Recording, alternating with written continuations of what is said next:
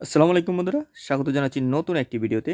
আজকে আমি আপনাকে দেখাবো কিভাবে আপনি আপনার শখের টিকটক অ্যাকাউন্টটি ডিঅ্যাক্টিভ করবেন। সেজন্য প্রথমত আপনি আপনার মোবাইল ফোন থেকে টিকটক অফিসিয়াল অ্যাপটি ওপেন করবেন। যদি আপডেট দেওয়া না থাকে জাস্ট আপডেট দিয়ে নেবেন। তারপর এখান থেকে এসে এই যে নিচে দেখতে পাচ্ছেন যে আপনাদের এখানে একটা প্রোফাইল পিকচার আছে, এখানে একটা ট্যাপ করে দেবেন। এই প্রোফাইলে ট্যাপ করার পর আপনারা এই যে উপরে উপরে যে কর্নারে থ্রি লাইন দেখতে পাচ্ছেন, থ্রি লাইনের উপর একটা ট্যাপ করবেন। তো এখন আপনারা এসে যে কাজটা করবেন সেটা হচ্ছে এই যে এখানে আপনারা দেখতে পাচ্ছেন সেটিংস অ্যান্ড প্রাইভেসি, জাস্ট এখানে একটা ট্যাপ দেবেন। তো এখানে ট্যাপ দেওয়ার সাথে সাথেই আপনার নতুন একটা ইন্টারফেসে নিয়ে আসবে। এখন আপনারা কী করবেন, জাস্ট এই অ্যাকাউন্টসের উপর একটা ট্যাপ করবেন। তো অ্যাকাউন্টসে ট্যাপ করার সাথে সাথে আপনারা দেখতে পাচ্ছেন এই যে নিচে আপনাদের deactivate or delete account, just এখানে একটা ট্যাপ করবেন। তো বন্ধুরা এখানে ট্যাপ করার সাথে সাথে নতুন একটা ইন্টারফেস দেখবেন। তো এখন আপনারা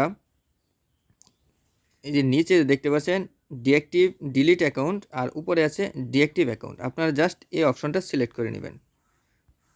প্রথম অপশনটা সিলেক্ট করে আপনারা একটু ধৈর্য ধরে অপেক্ষা করুন এবং এই যে নিচে দেখতে পাচ্ছেন জাস্ট ডিঅ্যাক্টিভেট অ্যাকাউন্ট, এখানে একটা ট্যাপ করবেন।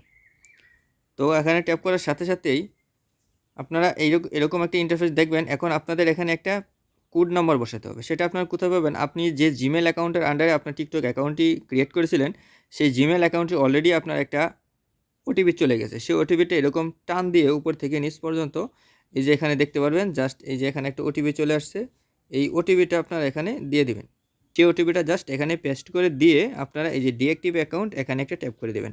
তো সাথে সাথে আপনার এই অ্যাকাউন্টটি ডিঅ্যাক্টিভেট হয়ে যাবে এবং পরবর্তীতে আপনি যে কোনো সময় চাইলেই আপনি আপনার এই টিকটক অ্যাকাউন্টটি আবার রিঅ্যাক্টিভ করে আবার ব্যবহার করতে পারেন।